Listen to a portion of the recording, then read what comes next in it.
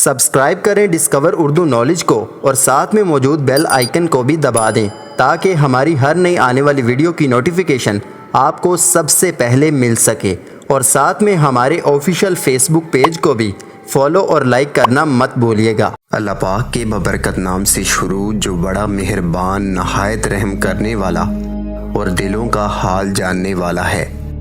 نبی کریم صلی اللہ علیہ وآلہ وسلم نے دجال کے آنے سے پہلے قسطنطنیہ کے فتح ہونے کی نشانی بتائی تھی، اور میں اس نشانی سے آپ کو فتنہ دجال سیریز کی ویڈیو نمبر 2 میں آگاہ کر چکا ہوں۔ لیکن بہت سے بھائیوں نے سوال اٹھایا ہے کہ قسطنطنیہ تو پہلے ہی فتح ہو چکا ہے اور سلطان محمد فاتح نے اسے فتح کیا تھا، اور ایک سوال یہ کہ کیا قسطنطنیہ پر رومنز دوبارہ قبضہ کریں گے؟ تو آج کی ویڈیو میں ہم انہی سوالوں کے جواب جانیں گے۔ تو جو سب سے بہترین ذریعہ ہے یہ جاننے کا کہ قسطنطنیہ فتح ہو چکا ہے یا نہیں، وہ حدیث مبارکہ ہے۔ اس حدیث مبارکہ پر غور کریں، آپ کو معلوم ہو جائے گا کہ قسطنطنیہ فتح ہو چکا ہے یا نہیں۔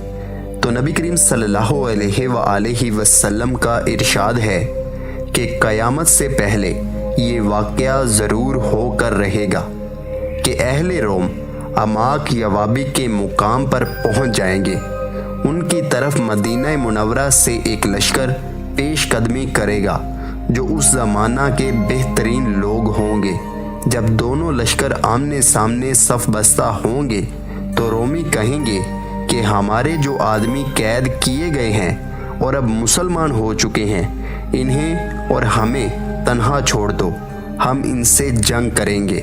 مسلمان کہیں گے نہیں واللہ، ہم ہرگز اپنے بھائیوں کو تمہارے حوالے نہیں کریں گے۔ اس پر وہ ان سے جنگ کریں گے۔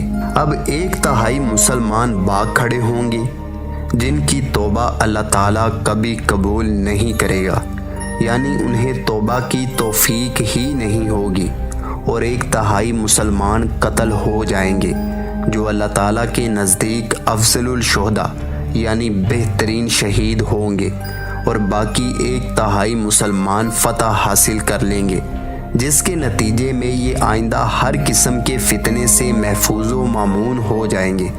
اس کے بعد جلد ہی یہ لوگ قسطنطنیہ فتح کر لیں گے اور اپنی تلواریں زیتون کے درختوں پر لٹکا کر ابھی یہ لوگ مال غنیمت تقسیم ہی کر رہے ہوں گے کہ شیطان ان میں چیخ کر یہ آواز لگائے گا کہ مسیح دجال تمہارے پیچھے تمہارے گھر والوں یعنی بستیوں میں گھس گیا ہے۔ یہ سنتے ہی یہ لشکر دجال کے مقابلے کے لیے قسطنطنیہ سے روانہ ہو جائے گا، اور یہ خبر اگرچہ غلط ہوگی لیکن جب یہ لوگ شام پہنچیں گے تو دجال واقعی ہی نکل چکا ہوگا۔ اگر آپ مسلم جنگوں کی تاریخ دیکھیں، چاہے وہ سرزمین حجاز والوں نے لڑی ہوں یا ترک دنیا نے، کسی بھی جنگ میں تذکرہ نہیں ہے جس میں پہلے مدینہ والے رومیوں سے لڑیں اور پھر قسطنطنیہ فتح کیا گیا ہو۔ چونکہ حدیث مبارکہ ساتھ میں دجال کے ظہور کا بھی ذکر کر رہی ہے، تو اس سے معلوم ہوتا ہے کہ یہ آنے والے دور کے بارے میں ہے۔ اور اگر آپ اس حصے پر غور کریں کہ باقی 1/3 مسلمان فتح حاصل کر لیں گے، جس کے نتیجے میں یہ آئندہ ہر قسم کے فتنے سے محفوظ و مامون ہو جائیں گے۔